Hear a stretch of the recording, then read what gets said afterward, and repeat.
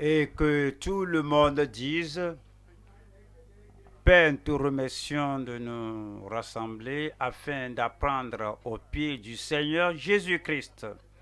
Nous prions que ce que nous entendons ne soit pas transféré aux autres devant nous, autour de nous, mais que nous acceptions ta parole comme si tu t'adresses directement à nous au nom de Jésus-Christ.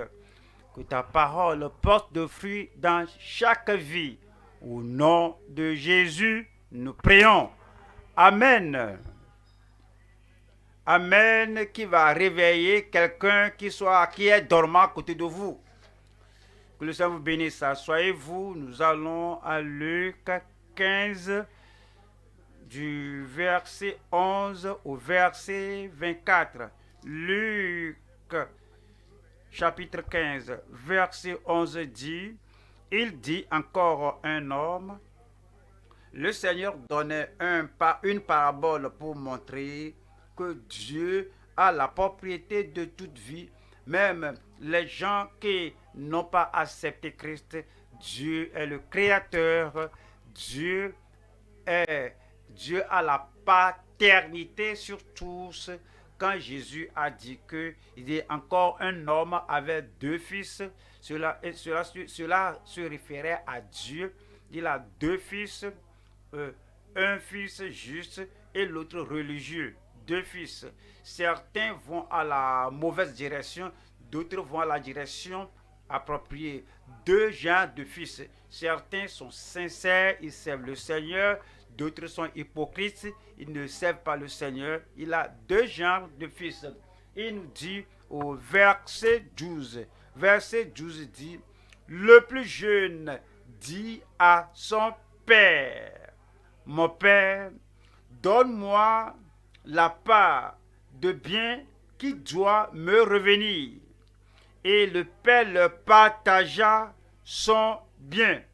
Le verset 13 qui dit, peu de jours après, le plus jeune fils ayant tout ramassé, partit pour un pays éloigné. Alors il faut bien noter cela, éloigné. Il voudrait s'éloigner du Père, être loin du Père, afin qu'il soit seul, afin qu'il n'ait pas de supervision sur lui. Il cherchait, numéro un, la liberté. Deux, il cherchait l'indépendance. Et c'est ainsi que plusieurs sont dans notre monde. Ils veulent la liberté d'être corrigé, de ne plus être corrigé, du moins la liberté d'être libre des commandements de Dieu, de vivre indépendamment. Donc il a tout pris, il est allé dans un pays lointain où il dissipa son bien en vivant dans la débauche.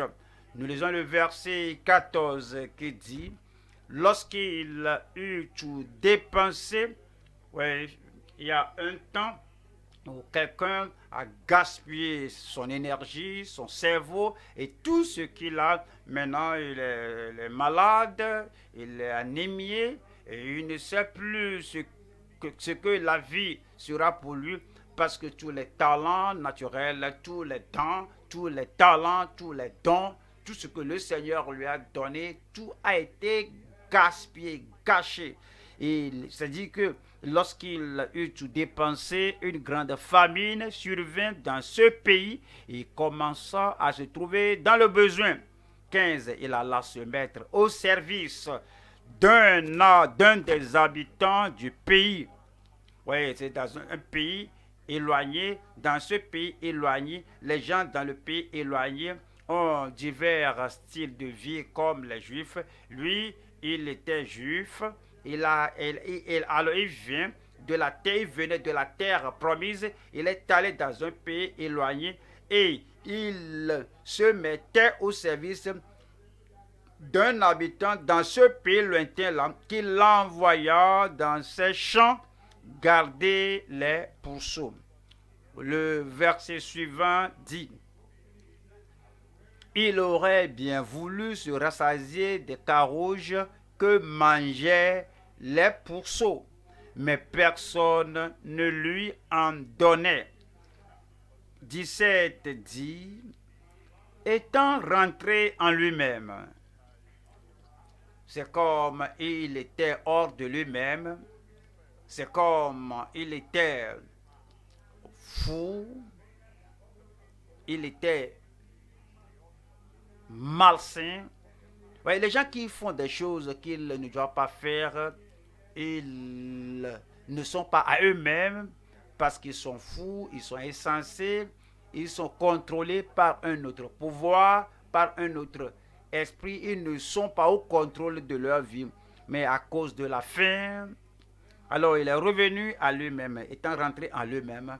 Il y a des temps où quand on aide un homme qui est affamé, c'est bon d'aider les affamés. Parfois, il y a des affamés que seule la faim va les pousser à revenir à eux-mêmes.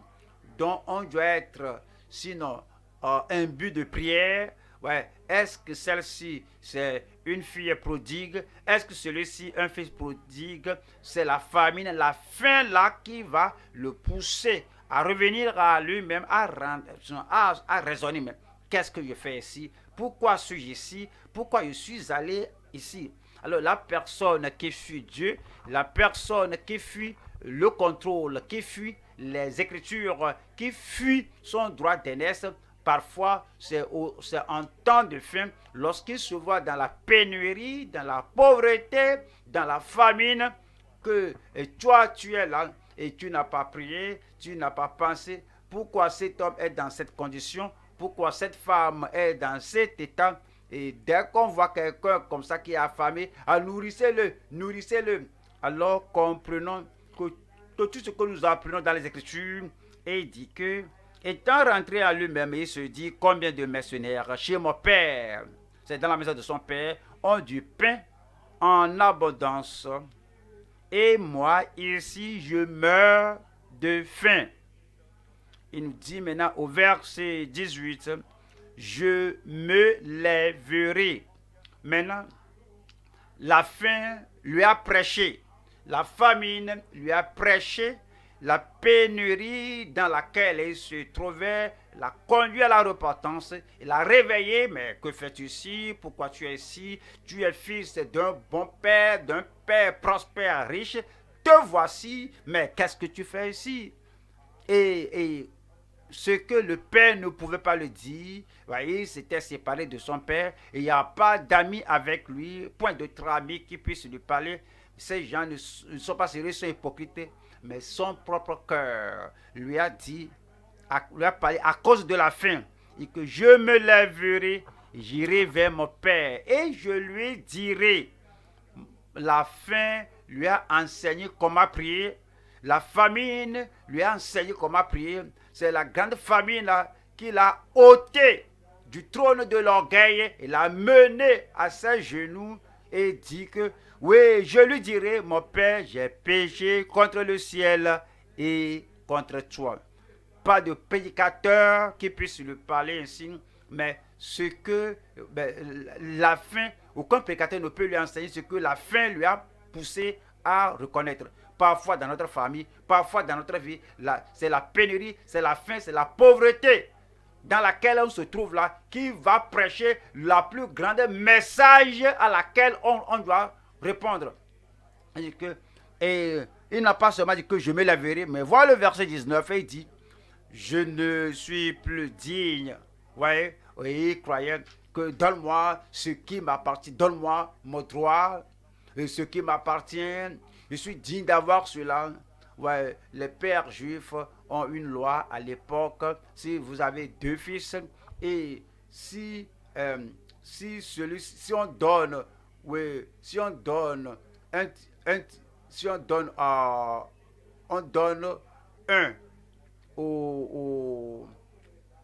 un morceau à l'aîné, donne un tiers au fils, au second. Maintenant, il dit que, au cadet, il dit maintenant, je ne suis plus digne d'être appelé ton fils, traite-moi comme l'un de tes mercenaires. Et le verset 20 dit, et il se leva et alla vers son père. C'est son intention, c'est son projet. Il pensait, je le ferai, il n'a pas encore fait. Beaucoup de personnes, quand ils entendent le message de la part de Dieu, je le ferai. Je vais changer. Je me laverai. J'irai. Alors je souffre ici et je vais le faire. Lorsque le message les attrape et lorsqu'ils sont tristes, je le ferai. Alors ils ont seulement l'intention, ils ne se mettent pas à l'action. C'est lorsque votre action s'aligne avec votre action que, oui, je suis sûr, je ne vais pas rester ici pour un instant. Donc, il s'est mis à l'action et, et il se leva et alla vers son père. Comment reconnaîtrai-je la voie vers le Père, la voie que tu as prise lorsque tu t'enfuyais? Oui, c'est la même voie que tu dois prendre pour revenir au Père. Comment reconnaîtras-tu la voie à l'amour de Dieu, à la grâce de Dieu, à la bonté de Dieu? Oui, la voie que tu as prise sans s'éloignant, le manque de prière, oui, l'insouciance, la témérité, les erreurs que tu as prises, la voie que tu as prise pour sortir, c'est la même voie que tu dois prendre pour revenir. Oui, il connaissait la voie. Si tu dois être sauvé, sanctifié, tu connais la voie. Si tu vas être rempli de la puissance de Dieu et de l'engagement de la consécration que tu avais dans le passé, la voie qui t'a éloigné de Dieu, c'est la voie là qui va te revenir, qui va t'amener au Seigneur. Il se leva et alla vers son père. Comme il était encore loin, son père le vit et fut ému de compassion et courut se jeter à son cou et le baisa. On connaît l'histoire. Maintenant, nous allons voir le message qui est la chute et l'ascension du fils prodigue. Mais il n'est pas resté dans cet état, la chute et l'ascension du fils prodigue. Nous allons voir 3 points ici. Premier point, nous allons voir ici la liberté et l'indépendance regrettable du fils prodigue. Vous allez voir dans votre vie, les tentations viennent à tout le monde. On croit que oui, être sous le contrôle de Dieu, être sous le contrôle des Écritures, être sous le contrôle du pasteur, être sous le contrôle du prédicateur, être sous le contrôle d'un père, d'une mère, être sous le contrôle du mari ou de la femme, être sous le contrôle d'une personnalité. On croit que ce contrôle est trop dur. J'ai besoin de la liberté. Pensez avant de sauter. Comprenez ce que le Seigneur nous enseigne avant de s'éloigner de Dieu. Je veux être indépendant. Je ne veux pas entendre aucune instruction de quelqu'un. Pensez avant d'agir. Numéro 1, c'est la liberté et l'indépendance regrettable du fils prodigue.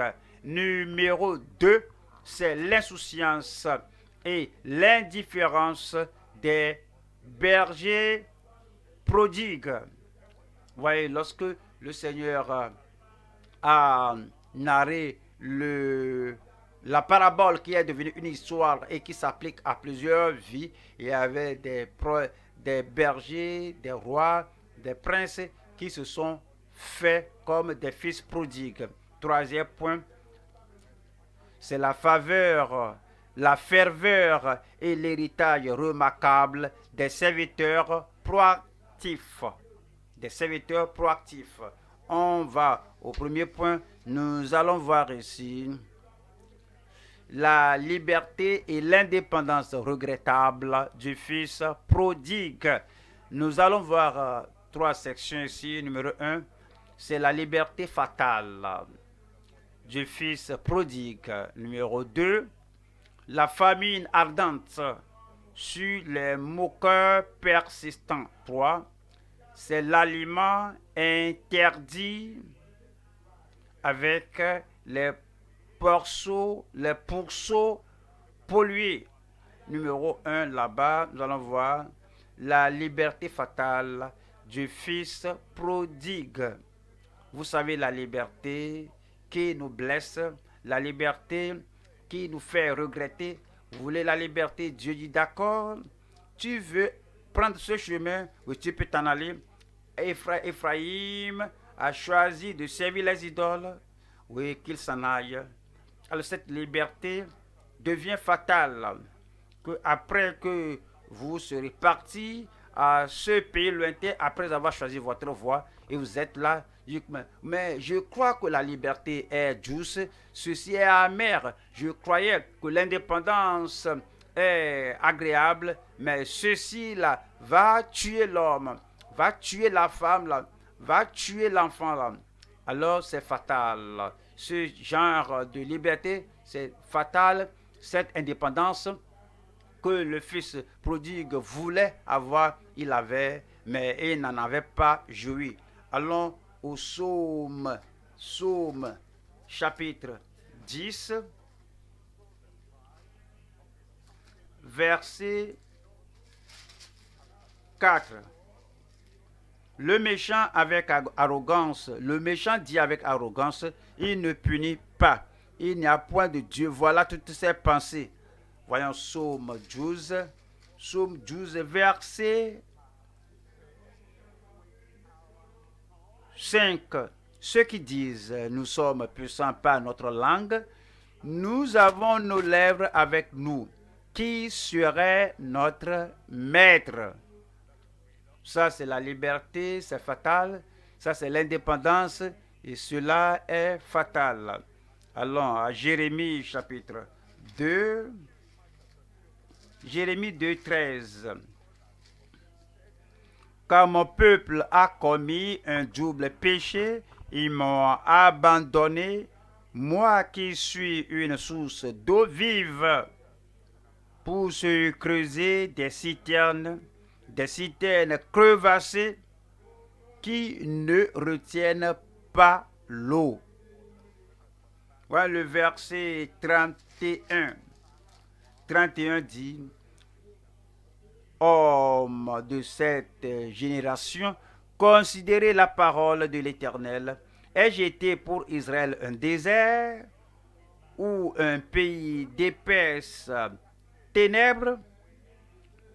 Pourquoi mon peuple dit-il, nous sommes libres, nous ne voulons pas retourner à toi.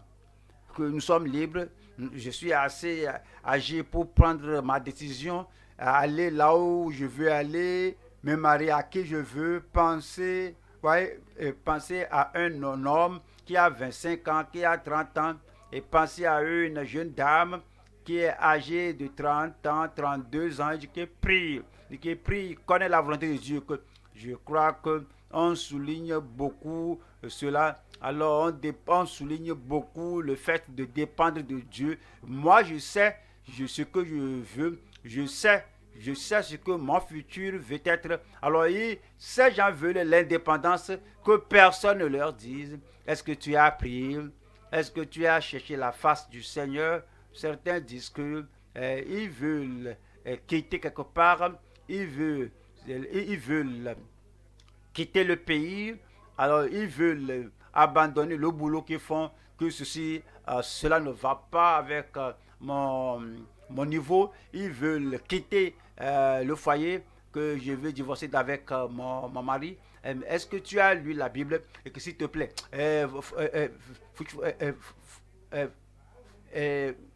fous-moi la paix. Et puis, pour certains, ils ne savent pas, ils ne comprennent pas que la liberté, cette liberté peut être très fatale. Alors, c'est dit que, et ils disent que nous sommes, pourquoi mon peuple, dit-il, nous sommes perdus, nous ne voulons pas retourner à toi. Numéro 2, nous allons voir la famine ardente sur les moqueurs persistants. Alors, peut-être la pensée est arrivée, est venue au fils prodigue. Ne vas-tu pas rester à la maison? Ça, c'est diable. Ne me dis pas cela. Je suis libre. Alors, il faut la liberté pour me secouer de ce père de cette maison. Donc, il va se moquer de toute idée qui va le dire. Mais il faut reconsidérer. Pourquoi ne pas retourner à la maison? Ne me dis pas cela. Ne vas-tu pas retourner à la direction pour te mettre sous la tutelle de ton père? Ne me dis pas cela. Il se moquait de toute possibilité de retourner à la maison. Et ce moqueur persistant, finalement, a fait face à une grande famine. On l'a déjà lu. Comment une grande famine est arrivée dans le pays lointain où il se trouvait. Allons à Ézéchiel 14 et le verset 13. Il dit, Fils de l'homme, lorsqu'un pays pécherait contre moi en se livrant à l'infidélité et que j'étendrai ma main sur lui,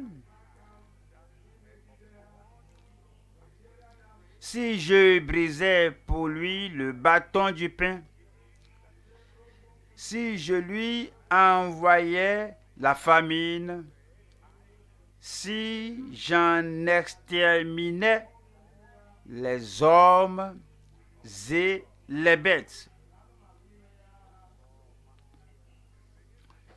Il dit que cela vient du Seigneur. Parfois, tout ce qui apparaît négatif, on dit que ça, c'est le diable qui est là-bas, ça, ce sont les démons qui opèrent ici. Alors, ces gens, ils essaient de m'avoir, ils essaient de me détruire. Dieu dit non, que c'est lui qui a envoyé la famine sur le fils prodigue. Dieu, comment peux-tu faire ça? Je le fais parce que je veux le ramener. Je le fais parce que je cesse de le nourrir. Il est rempli.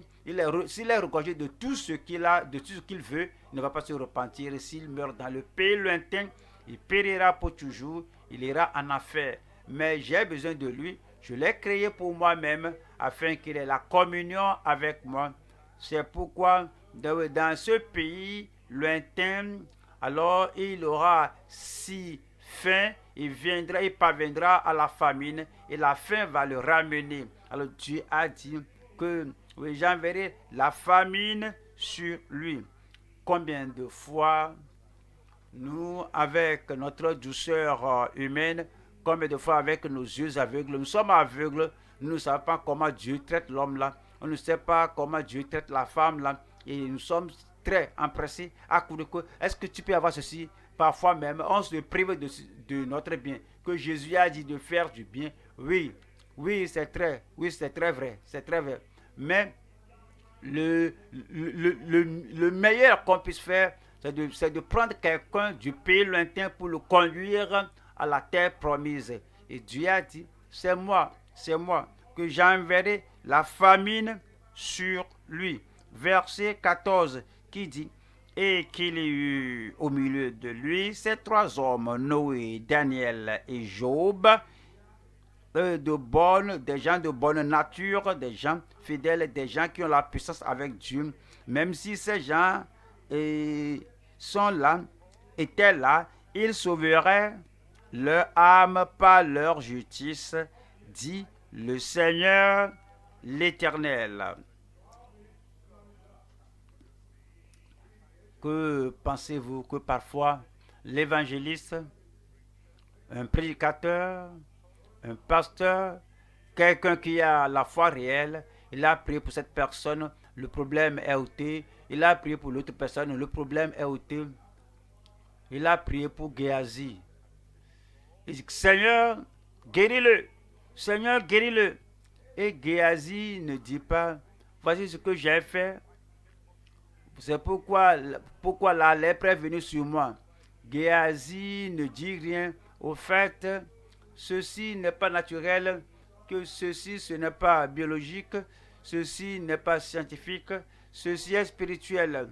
Oui, j'ai couru après Naaman et arrivé là-bas, j'ai soucié cela. Et Élisée, mon maître, m'a demandé où étais-tu. J'ai dit que je suis allé, je ne suis allé nulle part. Et puis il a dit que ne t'ai-je pas vu, mon œil ne t'a-t-il pas suivi. Et la lèpre est venue sur moi. Géasi maintenant a appris à parler d'un homme de Dieu qui prie, qui ne le rate jamais. Il est allé, on a prié, et rien ne s'est produit. Géasi, pourquoi ne pas dire à la personne qui prie pour toi que tu es allé dans le pays lointain et tu as cette lèpre, voyez ce que tu as. Maintenant, tu es bien. Et nous qui prions, nous qui prions, nous allons prier, quelqu'un est dans le problème, alors la personne, alors il s'est consacré au Seigneur, il dit que Seigneur, voyez ce que je ferai, je vais te suivre, alors je vais suivre Jésus-Christ pour toujours, pas de retour, pas de retour. Et puis maintenant, il a fait votre face, et le Seigneur utilise ce qui se passe maintenant pour le ramener à lui-même. Alors nous sommes pressés à prier, à faire des choses. Voici ce que le Seigneur dit, que même si Noé, Daniel et Job alors vont prier pour cette nation que lui ne va pas exaucer. Alors c'était eux-mêmes qui seront sauvés par leur justice. Pourquoi? Parce que Dieu veut qu'ils reviennent à lui-même. Il va encore envoyer un autre prophète à part Ézéchiel. Revenez, revenez mon peuple. Alors sont des brebis du Seigneur. Alors nous devons avoir la compréhension de la parole lorsque nous lisons la parole. Voyons Amos chapitre 8. Amos 8, verset 11. Voici les jours viennent, dit le Seigneur l'Éternel, où j'enverrai la famine dans le pays. Et puis il dit, non pas la disette du pain et la soif de l'eau, mais la faim et la soif d'entendre les paroles de l'Éternel. Et le verset 12 dit, ils seront alors errants d'une mer à l'autre, du septentrion à l'orient. Ils iront ça et là pour chercher la parole de l'Éternel et ils ne la trouveront pas. Il y a la famine spirituelle, il y a la famine naturelle, il y a la faim spirituelle, il y a aussi la faim naturelle. Il y a le chômage dans le secteur commercial, c'est comme il y a la famine. Il y a également l'aveuglement spirituel. On porte la Bible, on lit la Bible, mais on ne comprend pas. Et puis c'est dit, 2 Chroniques 7, 14. Si mon peuple... Et verset 13, et Dieu dit que quand je fermerai le ciel, c'est Dieu qui dit ça. Pour certains, quand il n'y a pas de pluie, il dit que c'est le diable ici qui agit ici. Quand il n'y a pas de bonne moisson, oui, c'est le diable ici. Et si on n'a pas de nourriture, on n'a pas un bon rendement, oui, on attribue tout au diable.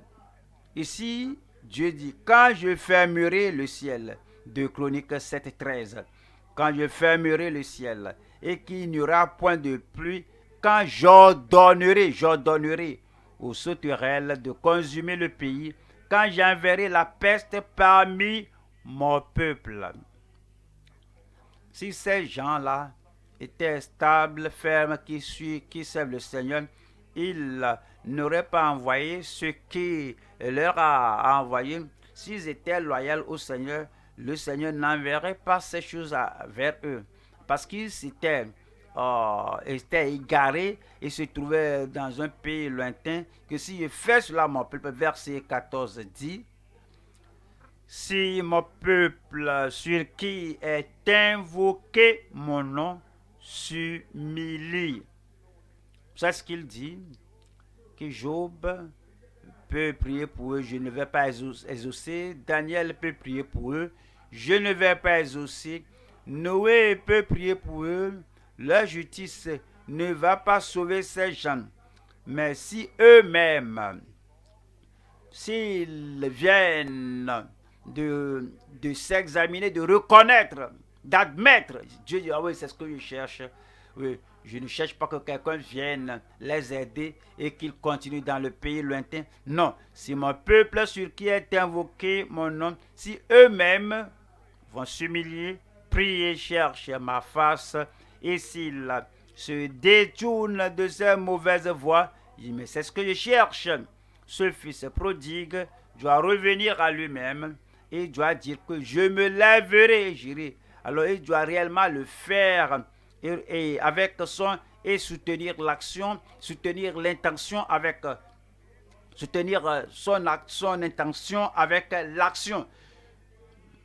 Et s'il se détourne de ses mauvaises voies, je l'exaucerai des cieux, je lui pardonnerai son péché, je guérirai son pays. Numéro 3, nous allons voir ici l'aliment interdit avec les pourceaux pollués. C'est-à-dire l'aliment pollué des pourceaux et avec les pourceaux. Vous voyez, le fils prodigue là, chaque fois il continue de dire que oui, je suis libre, je réclame ma liberté, je vais en jouir. Alors, je suis arrivé ici, alors ce n'est pas l'heure de retourner au pays, de retourner chez mon papa, il était rebelle. Alors, il s'est égaré du Seigneur. Maintenant, il s'est affilié à un habitant du pays. Comme il s'est affilié à lui, il a été envoyé manger, ou bien il a été envoyé faire ce qui est interdit. Vous vous rappelez bien que le porc est un aliment impur aux enfants d'Israël. C'est-à-dire dans l'Ancien Testament que si un porc meurt, même toucher le cadavre là, cela te rend impur. Maintenant, ce jeune homme, le fils prodigue, elle était là, et la famine sévissait là-bas. Il est allé nourrir les pourceaux. Regardez ce qu'on ne va pas faire quand on est à la maison, quand on est avec le Père, quand on est sous la protection de Dieu. Un pasteur, même moi-même, en tant que pasteur, l'Église est ma protection, la famille est ma protection. Alors je dis que mon peuple sont là, les saints de Dieu sont là, les enfants de Dieu sont là. Il y a des choses, normalement, il y a des choses que je ne vais pas faire, même si les gens sont là, même si les gens ne sont pas là. Mais si les gens, avec les frères autour de moi, il y a des choses que les frères autour de vous protègent.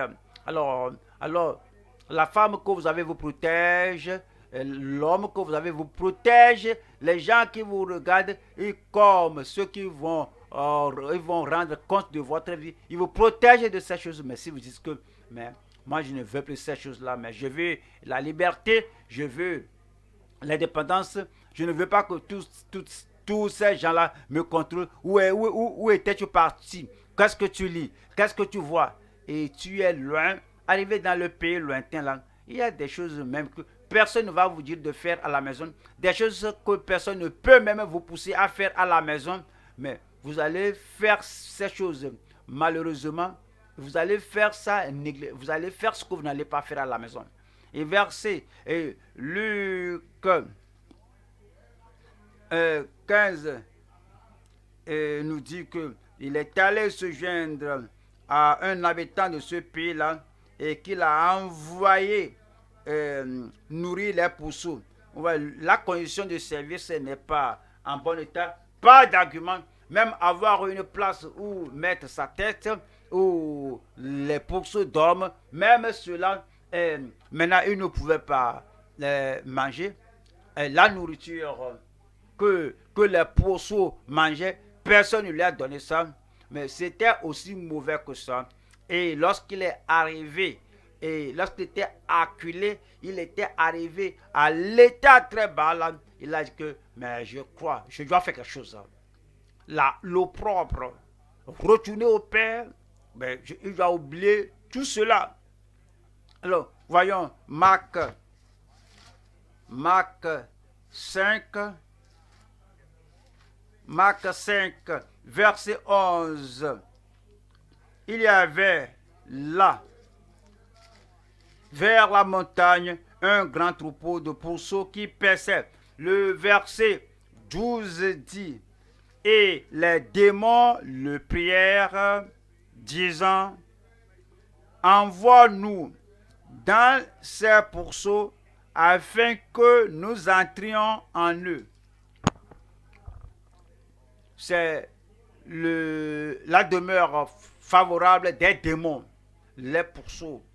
Ouais, les démons ont dit que si tu nous chasses de cet homme, chasse-nous dans les pourceaux. Et ce sont les créatures, ce sont ces créatures que le Fils prodigue prenait soin. C'est de ces créatures qu'il prenait soin. Et pour le pourceau qui est impur, et l'esprit qui est entré dans ces pourceaux sont impurs. Et ce jeune homme malheureux doit prendre soin des pourceaux impurs qui pouvaient engloutir, qui pouvaient être possédés, qui pouvaient manger des choses impures et posséder des esprits impurs. Et c'est dit que et les démons le prièrent disant, envoie-nous dans ces pourceaux afin que nous entrons en eux. Il leur permit et les esprits impurs sortir, entrèrent dans les pourceaux et le troupeau se précipita des pentes escapées dans la mer. Il y en avait environ 2000 et se noyaient dans la mer. Verset 14. 14 dit, ceux qui les faisaient paître s'enfuirent. L'œuvre que l'homme même avait n'était pas quelque chose de stable, parce que si quelque chose est arrivé et que les démons sortent là, comme ils périssaient, ceux qui les paissaient avaient fui. Vous voyez, il y a des gens à qui Jésus se référait comme étant des porcs ou des pourceaux. Matthieu 7, verset 6. Ne donnez pas les choses saintes aux chiens et ne jetez pas vos pères devant les pourceaux. Il parlait des gens que certains sont semblables aux pourceaux, d'autres aux chiens, de peur qu'ils ne les foulent aux pieds, ne se retournent et ne vous déchirent. Les pourceaux ne savent pas comment dire merci, ne savent pas comment respecter, comment honorer. Ici, vous êtes enfant de Dieu, vous êtes à la maison. Vous n'êtes pas comme le fils qui a fui. C'est pas les gens qui fuient parfois, ils peuvent rentrer dans les religions, dans les assemblées religieuses et prends soin des gens là, que les gens là, on ne peut pas même leur donner des choses saintes. Vous le prouvez que je viens de la vie profonde. Vous êtes allé là-bas. La vie profonde est pour la sainteté. On vous a dit de prendre soin de ces gens-là. Vous allez commencer à donner des choses saintes aux chiens ou pour ceux du corps. Dites, c'est quoi? Quelle est cette personne que notre pasteur nous a donnée? On ne veut pas cela. Alors ils vont te déchirer. Ici, on dit gloire à Dieu.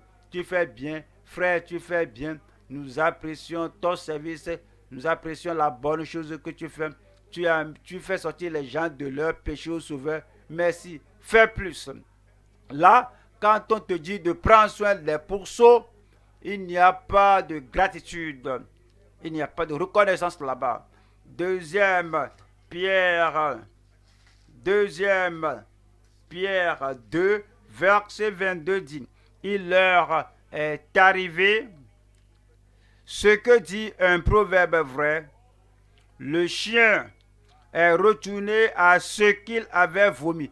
Et cela, vous œuvrez là-bas dans le pays lointain et les gens sur qui vous œuvrez, chacun d'eux, et là, ils se sont retournés à leur vomissement.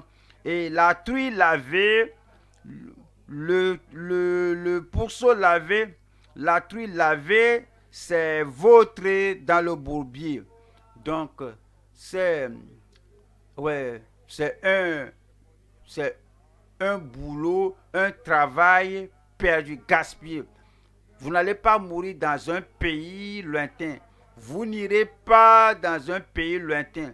La liberté que nous avons ici, être affranchis du péché, la liberté que nous avons ici, la liberté pour nous exprimer, la liberté qu'on a ici, la liberté pour faire l'œuvre de Dieu avec la volonté de Dieu, cette liberté-là va rester en permanence avec vous au nom de Jésus-Christ. L'indépendance que nous avons, n'êtes-vous pas indépendant? Parce qu'on a l'indépendance. Est-ce qu'on prend le bâton pour vous fouetter? Non, non, non, non, non, non. Vous êtes indépendant de lire la Bible vous-même. Vous êtes indépendant de prendre le message sur l'Internet. Vous êtes indépendant de prier. Vous êtes indépendant de jeûner. S'il y a quelque chose qui vous est un souci, vous êtes indépendant de demander au pasteur, que ce soit de groupe, que ce soit une dirigeante. Vous êtes indépendant. Alors, nous sommes ici pour vous servir. L'indépendance que nous avons ici, je prie que vous ne la perdiez pas au nom de Jésus-Christ. Vous savez, on est indépendant ici pour prêcher la parole. Quand vous prêchez la Bible là, quand vous prêchez, vous ouvrez la Bible, vous nous prêchez. Il n'y a personne qui puisse vous dire que, mais pourquoi tu prêches comme ça? Quand tu nous diriges dans la prière, tu es indépendant de nous diriger tel que tu veux. Vous n'allez pas perdre l'indépendance que vous avez ici au nom de Jésus. Mais la liberté fatale, l'indépendance fatale derrière laquelle les gens courent, alors vous ne saurez pas ce dont ils souffrent là-bas. Et le Seigneur vous a mis ici. Vous allez demeurer sous la tutelle du Seigneur jusqu'à ce que vous alliez voir Jésus face à face au nom de Jésus-Christ. Nous allons au deuxième point maintenant. Nous allons voir l'insouciance et l'indifférence des bergers prodigues. Des bergers prodigues. Nous allons voir 3 sessions ici. Numéro 1, l'échec et la chute des princes prodigues. Numéro 2, c'est la folie et l'imprudence de Jonas, un prophète prodigue. 3, l'infidélité et le sort des prodigues. Et lorsque Jésus a donné la parabole du fils prodigue, ce n'est pas seulement une seule personne, il parlait de diverses personnes. Oui, le prince prodigue, le prophète prodigue, les gens, ou bien les prodigues numéro 1, c'est l'échec et la chute des princes prodigues. Voyons, 1er roi 11,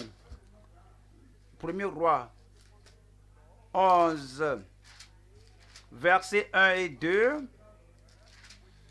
Le roi Salomon aima beaucoup de femmes étrangères, outre la fille de Pharaon, des Moabites, des Ammonites, des Édomites, des Sidoniennes, des Étiennes. Alors, il est allé dans un pays lointain. Aller dans un pays lointain, vous pouvez y aller avec votre esprit. Vous pouvez aller dans un pays lointain pendant que votre corps est ici, votre chair est là-bas. Il est allé dans un pays éloigné avec sa chair.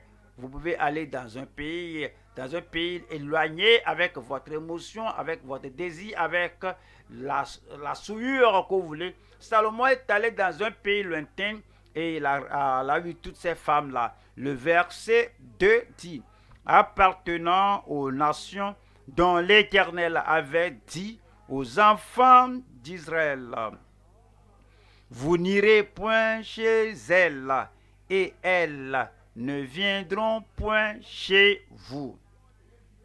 Elles tourneraient certainement vos cœurs du côté de leur Dieu. Ce fut à ces nations que s'attacha Salomon, entraîné par l'amour. C'est un roi prodigue, un prince prodigue. Voyons le verset 4. Verset 4, à l'époque de la vieillesse de Salomon, ces femmes inclinèrent son cœur vers d'autres dieux. Très dangereux lorsque quelqu'un est âgé, et tout proche de la mort, tout près de quitter, prêt à quitter le monde, et aller donner, donner le rapport de ce qu'il a fait dans ce monde. Alors, lorsqu'il est âgé, ces femmes-là, lorsqu'il était vieux, ces femmes ont incliné son cœur vers d'autres dieux. Et son cœur ne fut point tout entier à l'Éternel, son Dieu, comme l'avait été le cœur de David, son père. Et le verset 7 dit, alors Salomon bâtit sur la montagne qui est en face de Jérusalem un haut lieu pour Kémosh, l'abomination de Moab, et pour Moloch, l'abomination des fils d'Ammon.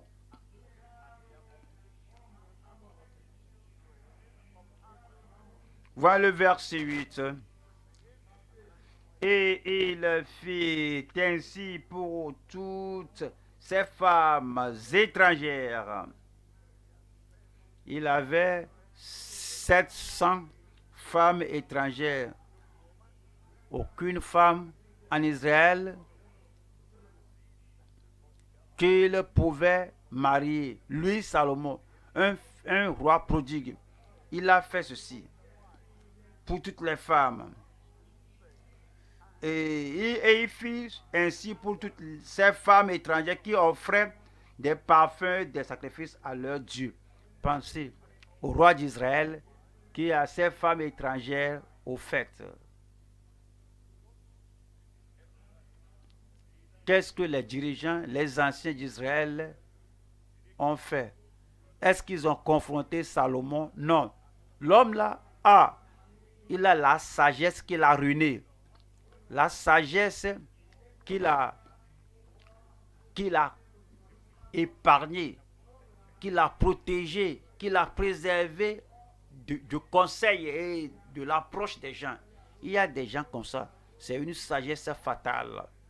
Et quand vous lisez toute l'histoire de Salomon, la sagesse l'a corrompu, les femmes l'ont détruit, le vin l'a détruit, les richesses l'ont détruit.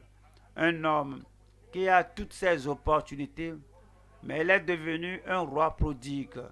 Le verset 9, l'Éternel fut irrité contre Salomon parce qu'il avait détourné son cœur de l'Éternel, le Dieu d'Israël, qui lui était apparu 2 fois. En 1er Chronique 10, verset 13. En 1er Chronique 10, 13. En 1er Chronique 10, 13. Saül mourut parce qu'il se rendit coupable d'infidélité envers l'Éternel. Rappelez-vous comment l'homme était humble au moment où il devait être fait roi. On le cherchait. Où était l'homme là? Où est l'homme là? Ils étaient allés se cacher dans les bagages. Maintenant, spirituellement, il est allé dans un pays lointain et il dit, j'ai fait cela parce que je craignais les gens. Vous savez, parfois, on peut être dans le pays, on va dans le pays lointain parce qu'on craint les gens. Je suis content, je suis dans la joie lorsqu'on me dit, allons à la maison de l'Éternel. Mais maintenant, tu as des défis, comme tu viens ici, je n'aime pas tel que la personne m'a regardé, moi je n'ai pas aimé la façon dont l'autre m'a parlé, moi je n'ai pas aimé ce qu'il prêchait, même il me doigtait, je doigtais, si je vous doite, c'est le Saint-Esprit qui vous doite, donnez-moi un bon ami. Je n'ai pas aimé ceci et cela, je crains les gens, je crains le pasteur, je crains les gens, je crains les femmes, je crains les jeunes, je crains tout le monde, je crains tel que les jeunes agissaient envers moi. Et la peur, la crainte peut vous faire fuir, aller dans un pays lointain, arriver là-bas, on pose la question, mais pourquoi tu es allé dans un pays lointain là? Parce que je crains les gens là. Qui sont les gens que tu crains? Les gens, nommez-les. Moi, je ne connais aucun homme, je les crains. Et même le pasteur, que nomme le pasteur, est-ce que c'est JS, mais je ne peux pas le dire. Moi, je crains tout le monde. Parce que à cause de la crainte, tu fuis. Vous n'allez pas fuir. Je vous dis ceci, il y a des prédicateurs, même des pasteurs, des pasteurs dans les États, les pasteurs dans les nations. Il y a quelque chose qui leur arrive et parce qu'ils ne sont pas confiants, ne sont pas heureux, ils fuient. Il n'a pas où aller. Le Seigneur qui vous a amené à la terre promise, vous allez rester. Vous allez demeurer dans la terre promise au nom de Jésus-Christ.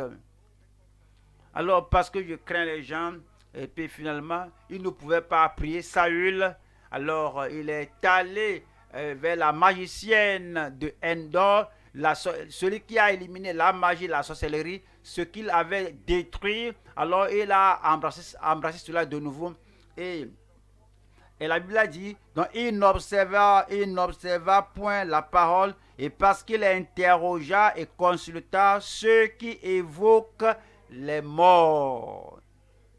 Le verset 14 dit, il ne consulta point l'Éternel. Alors l'Éternel le fit mourir et transféra la royauté à David, fils d'Isaïe. Le problème est que il y a des rois, des princes qui vont dans un pays lointain. Voyons, 2 Chroniques 25, 2 Chroniques 25, verset 1. Amathia devint roi à l'âge de 25 ans et il régna 29 ans à Jérusalem. Un roi à Jérusalem, un prince à Jérusalem. Sa mère s'appelait Joadan de Jérusalem. Voilà le verset 2. Il fit ce qui est droit aux yeux de l'Éternel, mais avec un cœur qui n'était pas entièrement dévoué. Selon le langage du Nouveau Testament, il était sauvé, mais non sanctifié. Il est au Seigneur un enfant de Dieu, mais n'avait pas un cœur parfait. Et il était racheté, mais il n'était pas intérieurement purifié, sanctifié. Et il n'était pas entièrement dévoué à l'Éternel. Voyez maintenant le verset. Cet homme sauvé, nous sanctifié, alors est allé, il est allé à la guerre, et il a fait périr les Édomites, il a fait amener les dieux du milieu et les a formés, les a érigés pour être son Dieu, et il se prosternait devant ces dieux et il brûlait les parfums à ces dieux. Voyons le verset 15. Alors la colère de l'Éternel s'enflamma contre Amazia. Vous savez que c'est merveilleux quand on entend parler du salut et qu'on est sauvé. On a parlé de la sanctification, la perfection du cœur et vous êtes sanctifiés. Et la tendance vers le mal et vers la rébellion est ôtée de votre cœur. Mais Amazia, pour lui, non. Il a fait ce qui est bon devant Dieu, mais pas d'un cœur dévoué. Il était allé à la guerre, Dieu lui a donné la victoire. Après avoir la victoire, il a ramassé l'idole des gens. Il est venu et mettre ces dieux-là dans son palais à Jérusalem. Et il s'inclinait devant ces dieux-là et brûlait les parfums à ces dieux.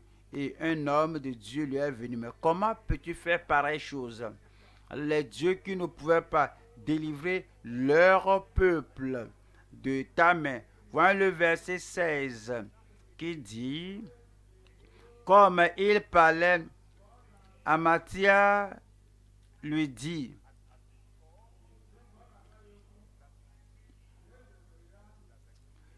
comme il parlait, Amathia lui dit, est-ce que nous t'avons fait conseiller du roi? Es-tu mon conseiller? Est-ce que tu es nommé de me prodiguer des conseils, de me corriger, de m'instruire? Retire-toi. Le prophète se retira en disant, je sais que Dieu a résolu de te détruire parce que tu as fait cela et que tu n'as pas écouté mon conseil.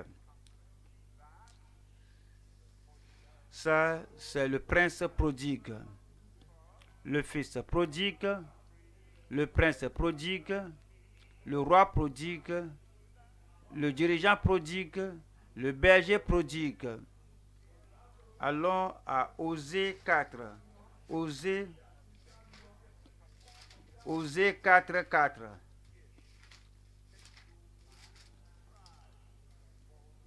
Mais que nul ne conteste, que nul ne se livre aux reproches, car ton peuple est comme ceux qui disputent avec les sacrificateurs, avec les prédicateurs. Verset 6. Mon peuple est détruit parce qu'il lui manque la connaissance, puisque tu as rejeté la connaissance de la voie juste, la connaissance de la vérité, la connaissance de la repentance et de chercher Dieu après que quelqu'un s'était éloigné parce que tu as rejeté la connaissance. Je te rejetterai et tu seras dépouillé de mon sacerdoce. Tu ne seras plus prédicateur, tu ne seras plus pasteur. Puisque tu as oublié la loi de ton Dieu, j'oublierai aussi tes enfants. Verset 11. La prostitution, le vin et le mou font perdre le sens. C'est ce qui était arrivé à Salomon. Les femmes, le vin et la sagesse, la richesse ont ôté son cœur. Il ne pouvait pas suivre le Seigneur. Et le Seigneur nous raconte l'histoire de ce fils prodigue et nous raconte l'histoire du berger prodigue. Voyons la deuxième partie, nous allons voir ici la folie et l'imprudence d'un prophète prodigue. Alors, c'est une chose de faire quelque chose d'insensé et une autre chose d'être fou et insensé, de rester dans la voie insensée. Vous êtes fou au départ et vous continuez dans la folie. Jonas 1. Jonas 1, 2. Lève-toi, va à Ninive, la grande ville, et crie contre elle, car sa méchanceté est montée jusqu'à moi. 3. Et Jonas se leva pour s'enfuir à Tarsis. C'est aller dans un pays lointain. Il devient prodigue. Là, il croyait que la main de Dieu ne peut pas m'atteindre ici. Là, il croyait que la connaissance de Dieu, le conseil de Dieu, le conseil du Tout-Puissant ne peut pas m'atteindre ici. Alors, c'est dit ici que il se leva pour s'enfuir à Tarsis, loin de la face de l'Éternel. Il descendit à Jaffo et il trouva un navire qui allait à Tarsis. Il paya le prix du transport et s'embarqua pour aller avec les passagers à Tarsis, loin de la face de l'Éternel. C'est-à-dire quelqu'un qui fuit la présence du Seigneur, alors c'est une personne prodigue. Ça, c'est un prophète prodigue. Verset 4. Mais l'Éternel fit souffler, ce n'est pas Satan, ce ne sont pas ce n'est pas un mauvais vent, ce n'est pas un hasard. Voici un prophète prodigue qui va à la direction opposée à l'appel de Dieu. Mais l'Éternel fit souffler sur la mer un vent impétueux et il s'éleva sur la mer une grande tempête. Le navire menaçait de faire naufrage. Qu'allons-nous faire? Ils ont crié. Les mariniers, ils ont crié vers leur Dieu après avoir jeté le sort. Le problème était Jonas. Qu'allons-nous faire maintenant? Il va toujours rester rebelle dans la poursuite de son mirage de la vie. Voyons le verset 12 qui dit, il leur répondit, c'est Jonas ici, prenez-moi et jetez-moi dans la mer, et la mer se calmera envers vous. Car je sais que c'est moi qui attire sur vous cette grande tempête. Reste là, qu'au lieu de se repentir, au lieu de changer, au lieu de quitter ce pays lointain, il poursuivait son voyage et que jetez-moi dans la mer. Chapitre 2, verset 7. Je suis descendu jusqu'aux racines des montagnes. Les bas de la terre m'enfermaient pour toujours, mais tu m'as fait remonter. Verset 8. Quand mon âme était abattue dedans de moi, je me suis souvenu de l'Éternel et ma prière parvenue jusqu'à toi dans ton saint temple. Verset 9. Ceux qui s'attachent à de vaines idoles, c'est Jonas qui confesse ici. Les prodigues, alors il a eu de vaines idées. Les pensées qu'il avait sont de vaines pensées. L'idée de s'éloigner du contrôle et du conseil et du réconfort de l'esprit, cette idée-là est une vaine idée. Il s'est dit, ceux qui s'attachent à de vaines idoles éloignent de la miséricorde. Chapitre 3, verset 4. Jonas fit d'abord dans la ville. Le Seigneur lui a paru et le Seigneur lui a dit, lève-toi, va à Ninive, la grande ville, et proclame-y la publication que je t'ordonne. Alors, Jonas fit d'abord dans la ville une journée de marche et criait et disait, encore 40 jours et Ninive est détruite. Voyons maintenant le verset 8 qui dit que les hommes, c'est le roi de Ninive qui parle ici, que les hommes et les femmes soient couverts de sacs, qu'ils crient à Dieu avec force et qu'ils reviennent tous de leur mauvaise voie et des actes de violence dont leurs mains sont coupables. Mais au fait, Jonas n'espérait pas cela. Il n'espérait pas que le roi se repente, que son cabinet se repente, que tous les gens se repentent. Le verset 10.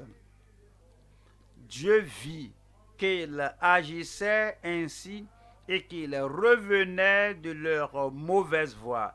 Alors Dieu se repentit du mal qu'il avait résolu de leur faire et il ne le fit pas. Chapitre 4, pour voir que quoi qu'il soit allé dans ce pays lointain-là, Dieu, oui, je t'obéis maintenant, mais son cœur ne s'est pas tourné vers l'Éternel. Vous voyez, il y a l'obéissance externe. Oui, tu as envoyé le poisson m'engloutit. Oui, maintenant je vais t'obéir maintenant. Mais son cœur n'est pas totalement soumis à Dieu. Son cœur n'est pas uni à celui de Dieu. Son cœur n'est pas parfait. Ce que Dieu veut, lui, il ne le veut pas. Ce que Dieu fait, lui, il ne l'apprécie pas. Chapitre 4, verset 1. Cela déplut fort à Jonas et il fut irrité. Verset 4. L'Éternel répondit, fais-tu bien de t'irriter?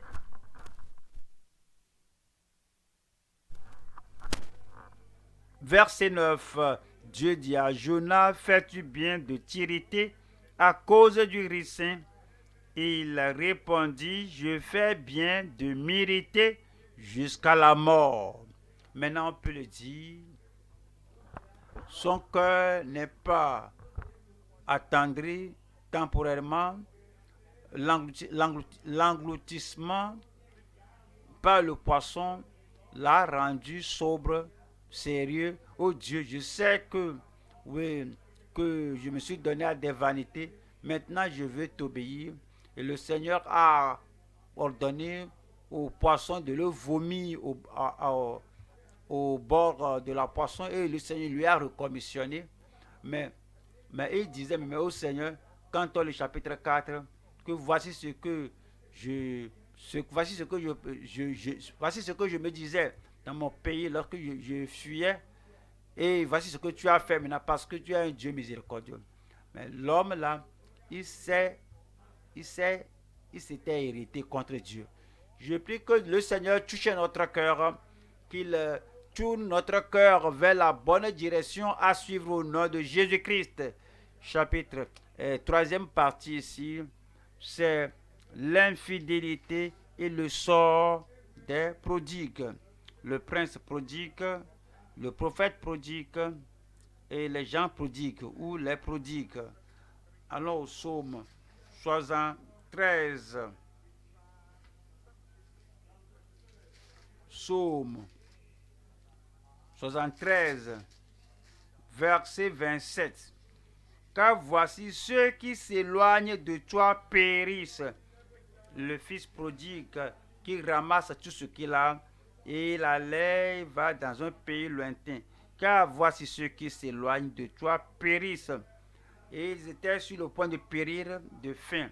Salomon, Saul, ceux qui s'éloignent de toi périssent. Je suis israélite, le roi israélite qui ne doit pas se marier à une païenne. Il a pris 1, 2, 3, 400, 700 femmes. Ils étaient très loin de la part de Dieu.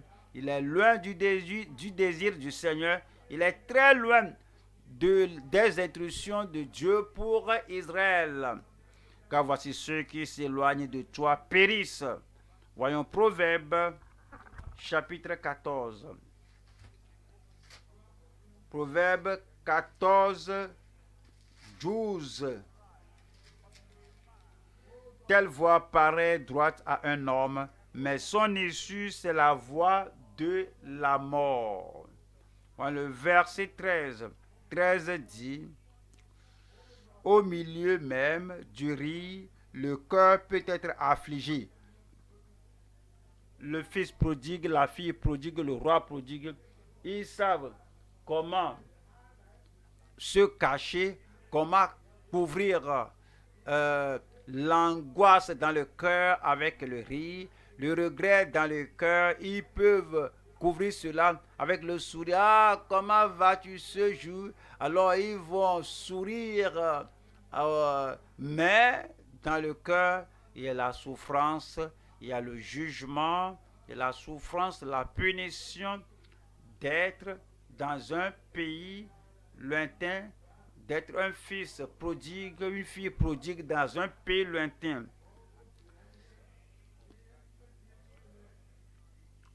Et la fin de cet homme, c'est la souffrance. Celui dont le 14, celui dont le cœur s'égare se rassasie de ses voies. Et l'homme de bien se rassasie de ce qui est en lui. Ésaïe, chapitre 5, verset 13. C'est pourquoi mon peuple sera soudain emmené captif, sa noblesse mourra de faim, et sa multitude sera desséchée par la soif. Verset 14. C'est pourquoi le séjour des morts ouvre sa bouche, élargit sa gueule outre mesure. Alors descendent la magnificence et la richesse de Sion et sa foule bruyante et joyeuse.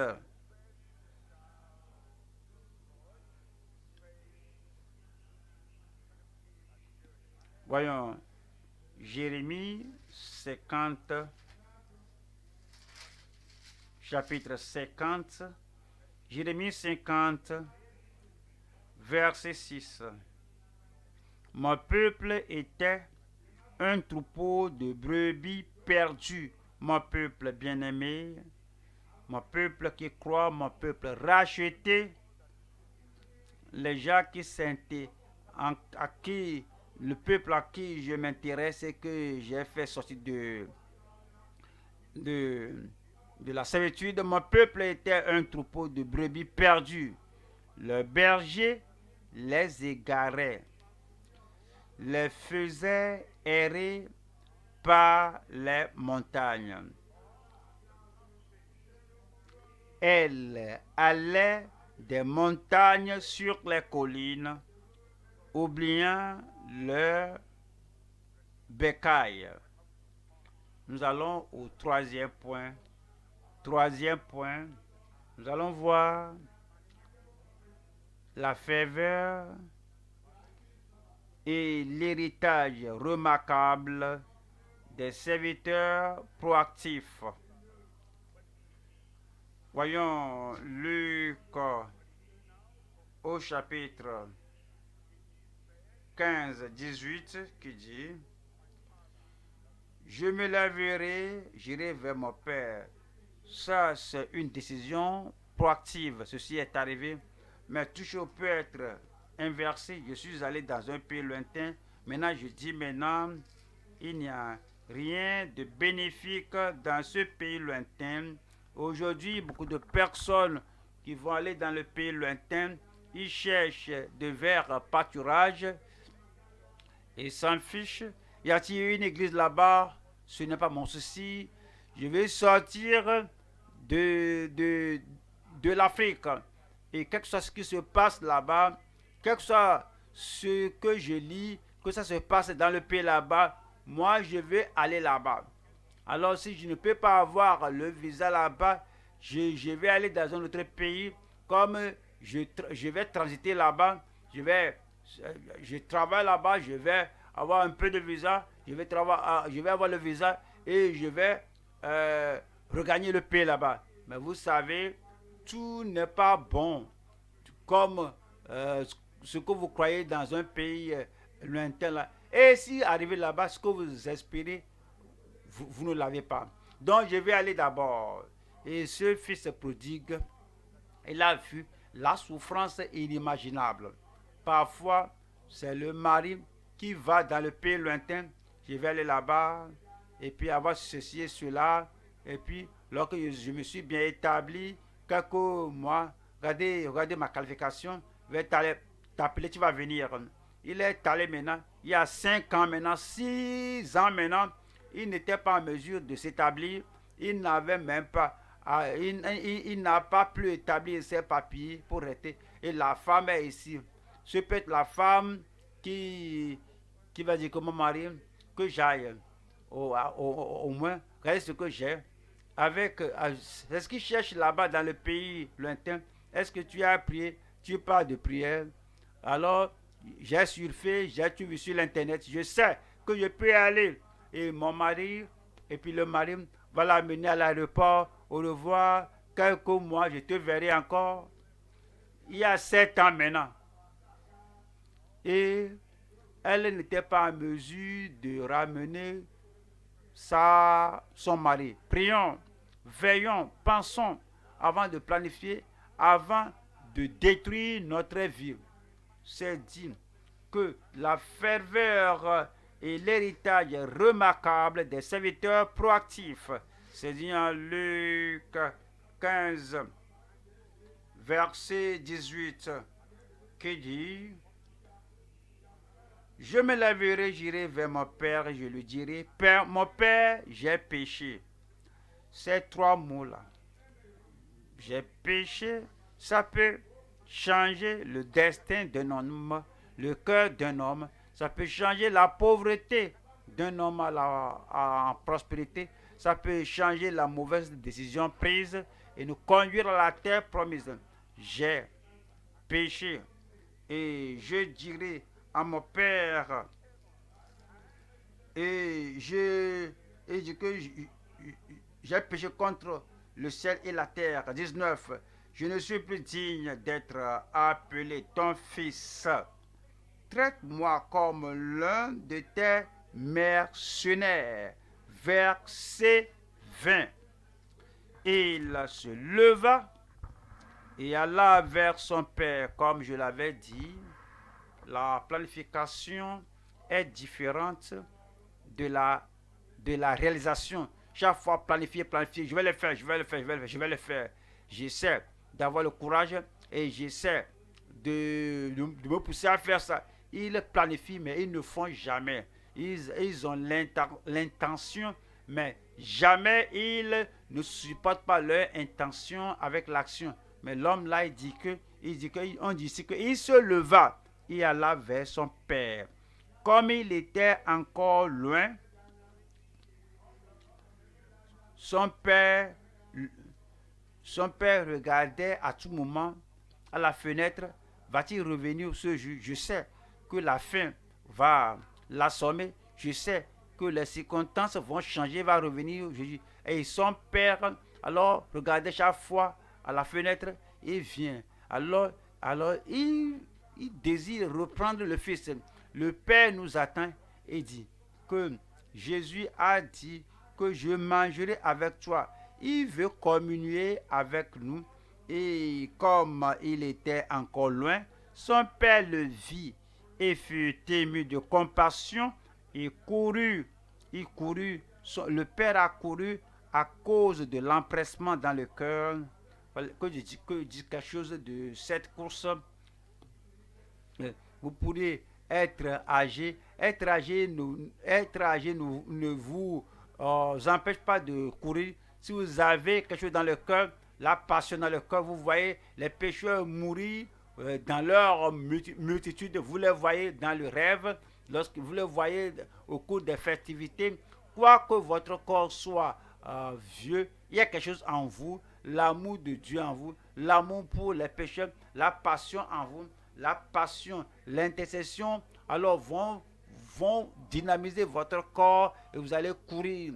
Donc, le père, plus âgé que ce fils-là, alors le père l'a vu et fut ému de compassion et courut se jeter à son cou et le baisa. Il est revenu à la maison. Je prie que tous les fils et filles prodigues reviennent à la maison au nom de Jésus. Quel que ce qui était arrivé, oui, beaucoup de choses sont arrivées que l'homme ne peut pas changer. Regardez la fille là, qui est allée dans un pays lointain, cherche ceci et cela, et elle est allée dans cette assemblée très loin de la part de Dieu, très très loin des doctrines de la Bible. Finalement, je vais me marier, et la fille là s'est mariée. Dans ce mariage maintenant, c'est le feu qui brûle. De la part de l'homme, de la belle famille. Et tu dis que j'espère ne pas fuir comme ça. Mon partenaire depuis la vie profonde, maintenant s'est marié, l'autre là s'est marié, me voici maintenant, j'ai ceci. Reviens. Il n'y a rien que Dieu ne peut changer. Dieu peut changer cette situation. Dieu peut toucher ce mari que tu as eu dans le pays lointain. Dieu peut changer la femme là que tu as dans le pays lointain. Ce que je dis, c'est qu'il faut te mettre à l'action pour revenir. Et c'est dit que le père l'a baisé. Nous allons voir 3 sections ici. Numéro 1, nous allons voir l'héritage pour le pénitent de la part du père. 2, nous allons voir l'accomplissement de sa promesse pour le fidèle. Et nous allons voir 3, l'importance de la pureté avec la fructification. Nous allons voir numéro 1, l'héritage pour le pénitent de la part du Père. Et terminons l'histoire ici. Voilà le verset 21 de Luc 15, 21 qui dit: le fils lui dit, mon père, j'ai péché contre le ciel et contre toi, je ne suis plus digne d'être appelé ton fils. Lorsqu'il sortait, ceci m'appartient, je suis digne de ceci. Mon père, tu ne peux pas m'enlever ceci. Je suis le fils, ton fils, donne-moi mon héritage, donne-moi l'héritage que je mérite. Maintenant, tu t'es perdu. Tout l'orgueil et cet égoïsme et la vie d'un fuyard maintenant est ôté. Il dit que je ne suis pas digne. Le verset 22 dit: mais le père dit à ses serviteurs, apportez vite la plus belle robe et l'en revêtez. Mettez-lui un anneau au doigt. Le roi d'autorité de permission, d'acceptation et des souliers aux pieds. Vous savez, en ces jours d'esclavage, l'esclave qui vit dans la maison du maître et les fils qui vivent dans la même maison, alors ils ne portent pas les mêmes habits. Et ce fils maintenant voudrait être un serviteur. Et le père a dit, tu seras un fils. Amenez le meilleur habit, le meilleur vêtement. Les serviteurs à l'époque là, au temps de la traite négrière, le maître n'achetait jamais de souliers à ses esclaves. Seuls les enfants de la famille ont leurs souliers. Que maintenant, fais de moi un serviteur. Je ne suis pas digne de porter les chaussures, les souliers. C'est pour les fils. Je ne suis pas digne de porter un bon vêtement. C'est pour les enfants de la famille. Maintenant, quoi qu'il ait demandé d'être un esclave, son père l'a accepté entièrement comme fils. Comme vous revenez, quel que soit votre passé, le Seigneur va vous accepter entièrement. Il y aura l'héritage entier et ce que l'esclave ne mérite pas, le Seigneur vous l'accordera au nom de Jésus. Et le verset 23 dit: amenez le veau gras et tuez-le, mangeons et réjouissons. Pourquoi? 24. Car mon fils, que voici, était mort. Le fils prodigue dans le pays lointain est mort. Celui-là qui a abandonné la maison du Père, selon le langage du Nouveau Testament, a rétrogradé, est mort. Celui-là qui erre et va avec les gens qui ne connaissent pas Dieu est parmi les morts. Alors celui-là que Dieu, celui-là qui a quitté Dieu pour une liberté fatale est mort. Et dit ici que, mais le Père dit que mon fils que voici est mort et il est revenu à la vie. Il était perdu et il est retrouvé et commençait à se réjouir. Deuxième partie, si nous allons voir l'accomplissement de sa promesse pour le fidèle. Celui-ci a quitté le pays lointain, que je vais me lever. Il était fidèle à cela. J'irai vers mon Père. Il était fidèle à cela. il a planifié de revenir, il a l'intention de revenir. Dans sa fidélité, il n'a pas changé. Il y a des gens, ils écoutent la parole de Dieu ici. Ici, le Seigneur a doigté tout le monde et cela a touché notre cœur, nous a convaincus que voici le chemin.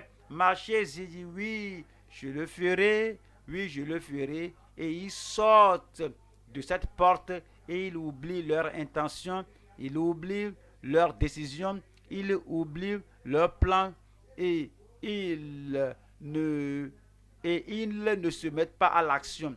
Mais celui-ci, il était fidèle et sa fidélité a fait que Dieu a accompli la promesse que le Seigneur a faite. Nous allons à Jérémie, chapitre 32. Jérémie, chapitre 32, verset 38, qui dit: ils seront mon peuple, je serai leur Dieu. 39, je leur donnerai un même cœur et une même voix, afin qu'ils me craignent toujours pour leur bonheur et celui de leurs enfants après eux. Verset 40. Je traiterai avec eux une alliance éternelle. Je ne me détournerai plus d'eux. Je leur ferai du bien et je mettrai ma crainte dans leur cœur, afin qu'ils ne s'éloignent pas de moi. Le fils prodigue ne va plus retourner au pays lointain. Dieu lui a donné le cœur de ne plus quitter, de ne plus fuir. Ce ne sont pas des gens qui chutent, ils reviennent, ils fuient vers un pays lointain, vers une assemblée éloignée, loin des saines doctrines. Après, ils reviennent encore. Non. Celui-ci a un héritage avec l'accomplissement de la promesse aux fidèles. Il est fidèle, il est venu, il est resté, et ce qu'il a promis, j'irai à mon Père, je vais rester là-bas. Alors, il est resté fidèle. Je prie que Dieu aide chacun de nous à être fidèle. Troisième partie ici, nous allons voir l'importance de la pureté avec la fructification. Voici le grand frère, le frère aîné, qui est très diligent, qui est très loyal, qui est très productif, qui œuvre et qui est diligent. Mais il n'avait pas le même cœur que son père. Le père se réjouissait, mais lui, il était triste. Lorsque vous êtes pur de cœur, ce qui réjouit le cœur du père réjouit votre cœur. Si le père est content que ce fils soit venu à la maison, le fait que le père soit content, vous aussi vous êtes content. Mais il avait la sueur, la transpiration, le labeur sans la pureté de cœur. Il n'y avait pas de jour où il est pensé pour dire que j'aille chercher mon frère et le ramener. Jamais, jamais, jamais. Alors son cœur n'est pas pour ramener son jeune frère. Pour son cœur, c'est qu'il souffre là-bas, qu'il meurt là-bas. Quel que soit ce qui lui arrive là-bas, oui, c'est bon pour lui. Parce que c'est le choix qu'il a fait. Il n'a pas la pureté. Avec son œuvre, il n'a pas la pureté. Avec ses œuvres, avec le déploiement de ses efforts, il n'a pas la pureté. Chaque fois que je travaille avec toi, et voici ton fils que voici, il n'a pas dit mon frère est revenu. Vous voyez, il y a des gens qui disent qu'ils servent Dieu et ils ont une attitude envers le rétrograde qui est revenu. Ils ont l'attitude envers la fille rétrograde qui est revenue. L'ouvrier qui travaille avec nous, qui est revenu, et qu'ils ont la haine et ils regardent si l'Église serait content, ou bien si l'Église serait dure contre les gens, que c'est nous qui avons porté la chaleur du jour, vous ramenez celui-ci, nous sommes ici. Je ne vais, je ne vais, que je n'ai jamais perdu aucun jour. Chaque fois, on sait où est la pureté, où est l'amour, où est la compassion, où est la miséricorde, où est le cœur du Père quand le Fils est né. Et le Père a dû sortir pour aller lui dire, mon fils, il ne faut pas parler comme ça. Voici ton frère. Le Père a dit, ton frère, lui il a dit que ton fils, quel cœur avons-nous? Est-ce que nous acceptons ceux qui ont rétrogradé, qui sont revenus? Est-ce que notre, est expression montre qu'ils sont revenus, sont accueillis?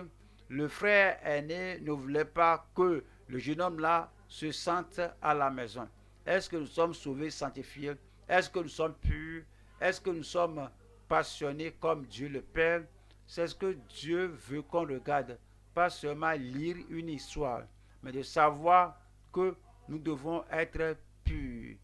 Que le Seigneur touche chaque cœur, qu'il transforme chaque cœur ce soir. Qu'il fasse de vous une personne aimable, heureuse, compatissante, qui sert Dieu, des fils et des filles de Dieu au nom de Jésus. Que la faveur de Dieu soit sur vous. Que l'amour de Dieu vous couvre. Que l'héritage des saints vous soit accordé entièrement. Et que vous ayez le cœur du Père qui amène les brebis perdues à la maison en secourant les perdus. Levons-nous maintenant et parlons au Seigneur dans la prière.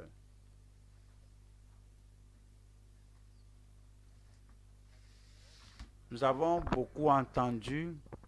Passons quelque temps à prier le Seigneur.